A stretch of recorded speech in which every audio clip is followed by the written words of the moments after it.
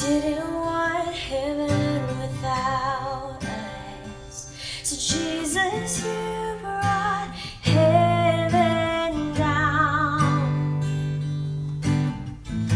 My sin was great, your love was greater. What could separate us now? What a wonderful name it is. What a wonderful name it is. The name of Jesus Christ, my King. What a wonderful name it is. Nothing compares to this. What a wonderful name it is. The name of Jesus. What a wonderful name it is. The name of Jesus. Death could not hold you. The veil tore before you. You silenced the boast of sin and grave. The heavens are roaring the praise of your glory. For you are raised to life again. You have no rival.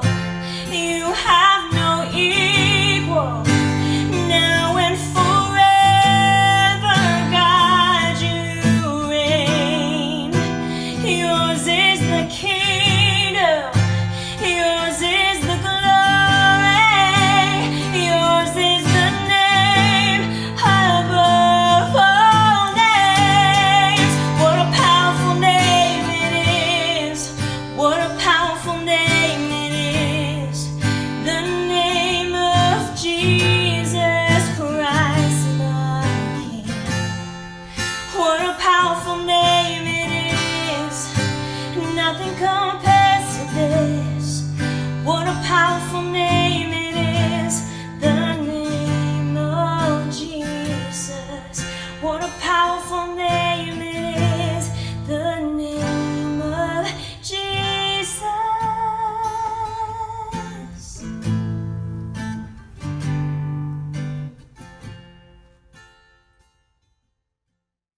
All right. As you can tell right from the beginning, I am not recording this week from the Studio 37, which is what I'm now calling the place in my bedroom where I've been recording for 16 months. I am recording from right near the Orange County, I think it's called the Segerstrom Performing Arts Center in Costa Mesa, California, because Christine and I are back here for 10 days, seeing family we haven't seen, seeing friends we haven't seen, taking the kids to Disneyland for the first time, eating too much the first couple of days I landed after the red eye. And we have been talking about, each week we're talking about some important aspect of moving forward in life. Because as Imagine plans to move forward, as we get ready to move into our new but old space in the Entrepreneur Sandbox, I see these times together on Sunday as, imagine we've all set up camp on the side of the road. We stop. It feels like we've stopped our journey for a while. We've kind of settled. We've dealt with harsh conditions. And then the time comes where we move forward again. We move forward in the way we always wanted to move forward.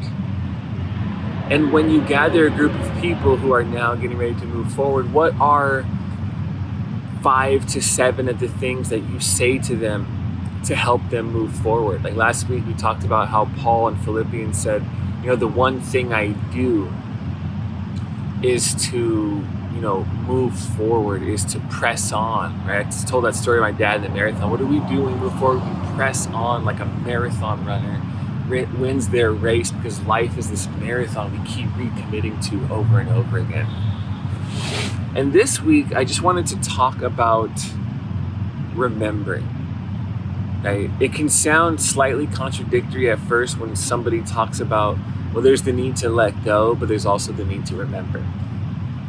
But letting go doesn't mean you remember. Letting go requires you to remember well without getting stuck and hindered by the past. Remembering well allows you to carry all of the experiences that you've had with you as you move forward. So your memory, your sacred memory, can shape you, can reshape how you see the moment, can reshape how you see relationships, can reshape how you see the Spirit at work in your life right now.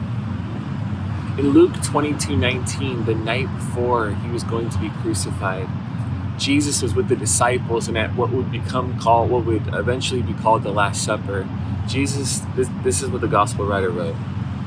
It says, he took bread, gave thanks, and broke it. Then he gave it to them, saying, "This is my body given for you. Do this in remembrance of me." And a lot of scholars think that this meal Jesus was having with the disciples was a Passover meal.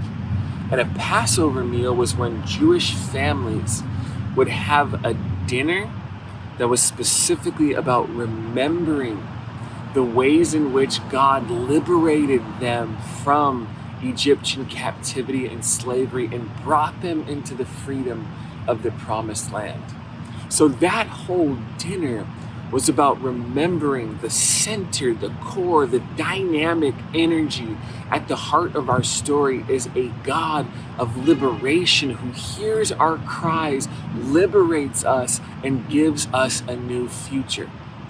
So once a year, in many different ways, but once a year, they would have these special dinners and they would remember how God has liberated them, because remembering the God of liberation in the past helps them believe in and hope in and look out for the God of liberation in the present. I forget where I first saw this, but it was like some poet or somebody, I had this in my notes, wrote this. They wrote, "Then God remembered Noah on the edge of destruction from heaven in the midst of Sodom and Gomorrah. And God remembered Abraham and sent Lot away. Death ahead, no life coming after, the end of their line, the end of hope. Until God remembered Rachel, who conceived and bore a son. In the midst of slavery, suffering under the oppressive whip of the Egyptians, then God remembered the covenant with Abraham, Isaac, and Jacob. God remembered." See, remembering is not only what makes us faithful to God, it's what makes God faithful to us. When we gather, when we sing, when we look ahead in our life, we are enacting that faithful remembrance of God and the things God has done, and calling us to remember God in the same way God remembers us. See, God always remembers us, and we are called to always remember God as well. You know, those are the stories from our past that continue to shape. It's like the sacred memory we have that reshapes our present. And even last night here in Costa Mesa, we had, this great party dinner with probably like 10 to 12 old friends of ours. And these are people who were connected with us at our old church and our life group, like a living room, some of our closest friends. And at one point in the night, we all stood in a circle outside on the little lawn that they had on the side of their house. And Christine sort of led this moment where everybody got a chance to kind of name where they are right now. And after everybody went around and named where they are right now, Christine went around the circle, speaking into the life of every person there, helping them remember their past and how it's connected to what they have right now. Like tears, moving things, this great sense of connection, this whole going around and remembering, remember that conversation when you were crying, wondering, when is it going to be my turn? Am I ever going to have a kid?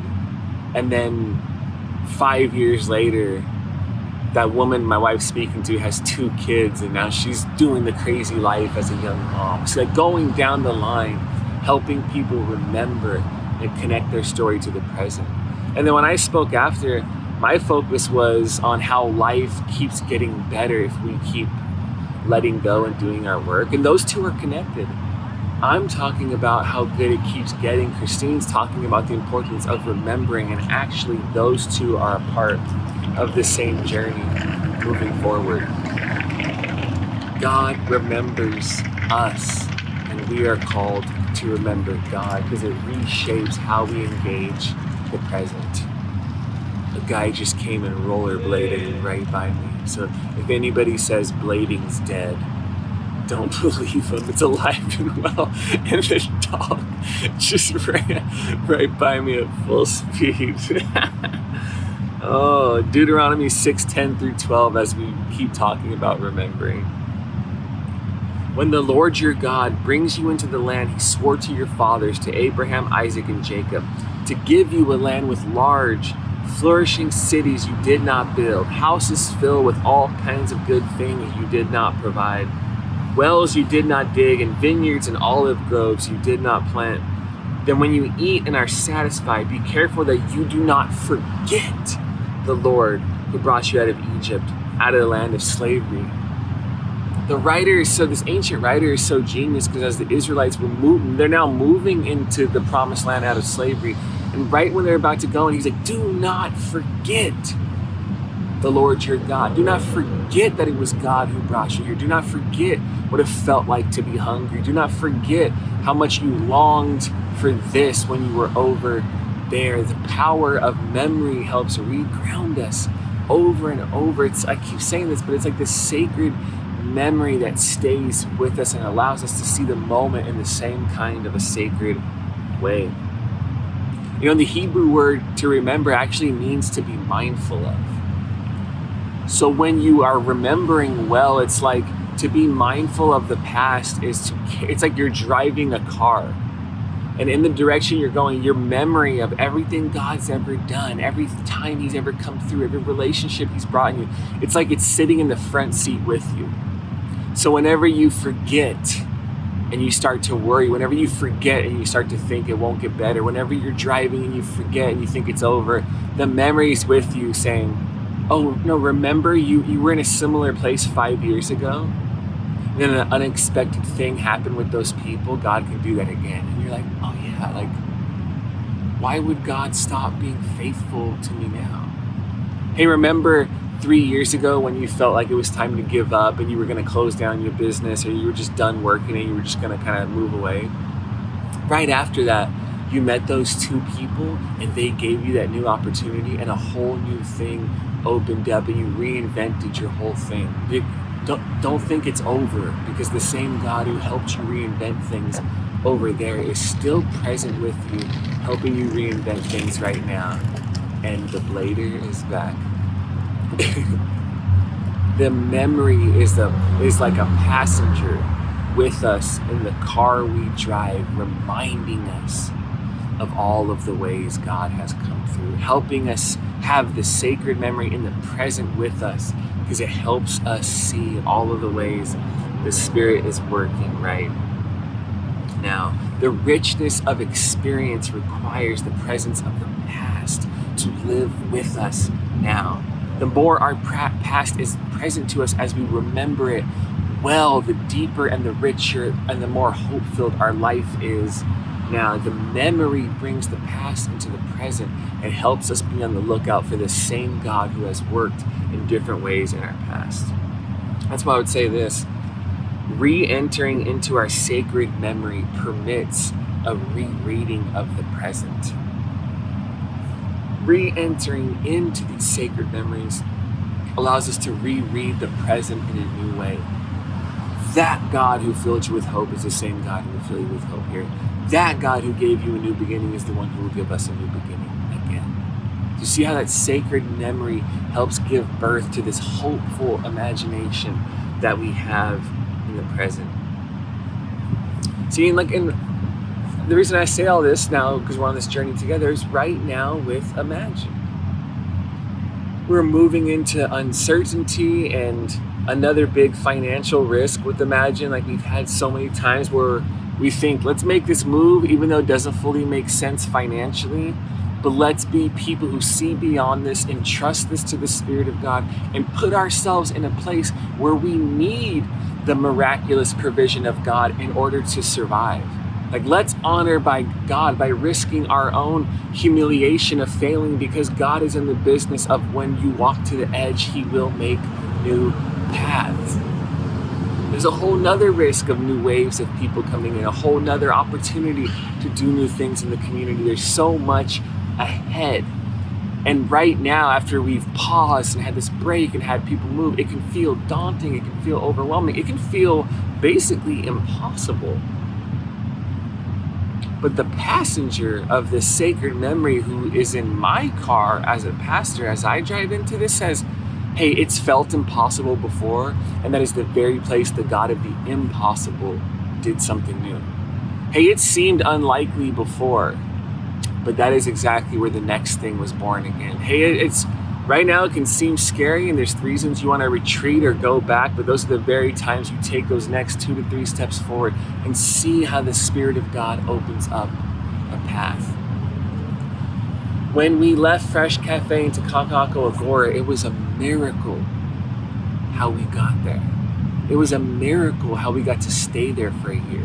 When we went from Kaka'ako Agora to Bevy, it was a miracle how Christian, the owner of Bevy, let us come in there. It was a miracle, the path that God made for us through that, making me a manager of the bar, creating that relationship with Christian. It was a miracle how we got the sandbox and had the sandbox offered to us before we even sought it out 2 years ago. And it was a miracle how once we decided to move forward, the sandbox just reached out to me again and offered it to us again without me even having to reach out. And none of that surprises me, because the sacred memory says we've been here before. God will do this again. All we have to do is keep aligning ourselves and entrusting the life of this church to it. The impossible becomes possible when our sacred memory drives us into the present with courage and confidence and expectation and anticipation and this deep knowing of the same God who liberated the Israelites, who worked in the life of Christ, who worked in the history of the church, who worked in the history of your family, whose work in your history is still working to make history in and through us right now. The stories of God's faithfulness back then enable us to see all the possibilities right now. So would you open your heart to new possibilities for Imagine, new relationships through Imagine, new life through Imagine, and just remember, whenever it feels like the end, the amazing discovery is that it's only just begun.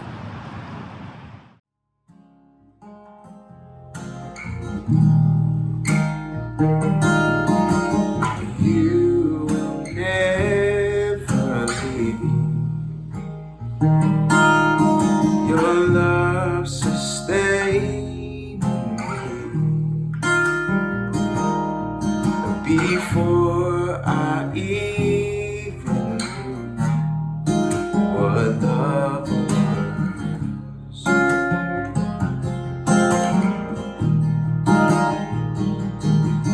You brought me here to rest. You've given me space to breathe. So I'll stand still until it sinks in.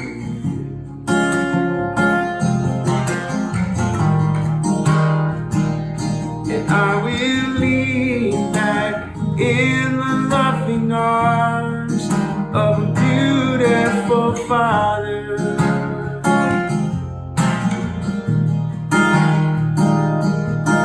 And breathe deep and know that He is good. He's a love like no other. Oh yeah.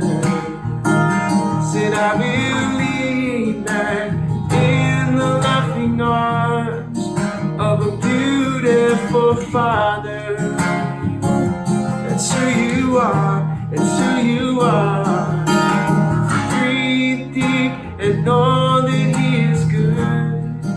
He's a love like no other.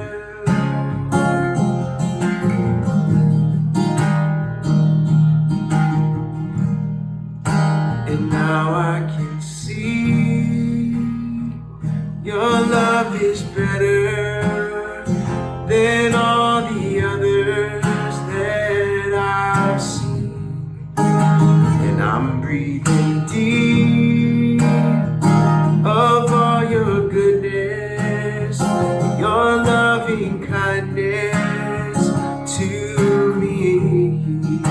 And now I can see your love is better than all the others that I've seen. I'm breathing deep of all your goodness, your loving kindness to me.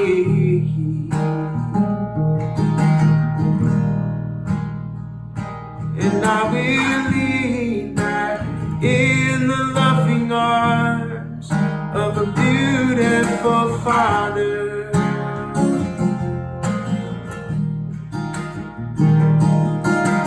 Breathe deep and know that He is good. He's a love like no other. He's a love like no other. He's a love like no other. Oh.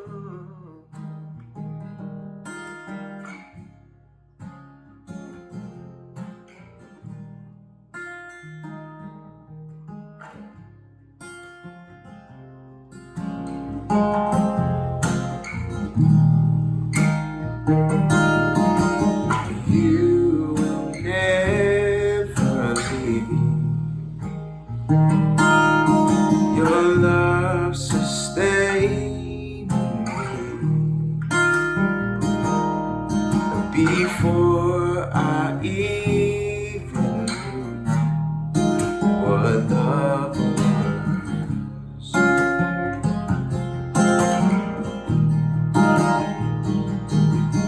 You brought me here to rest. You've given me space to breathe. So I'll stand still until it sinks in.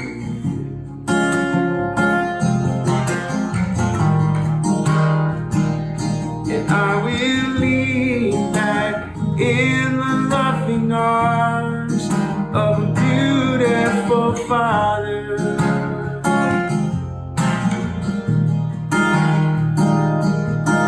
And breathe deep and know that He is good. He's a love like no other.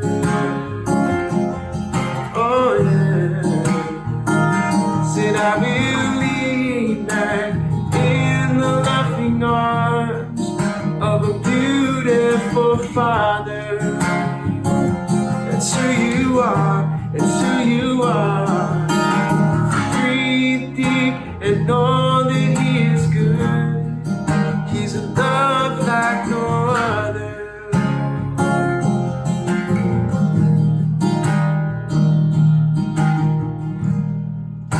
And now I can see your love is better than all the others that I've seen. And I'm breathing deep of all your goodness, your loving kindness to me.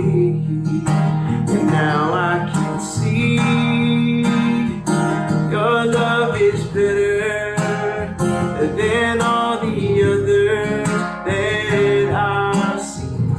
I'm breathing deep of all your goodness, your loving kindness to me.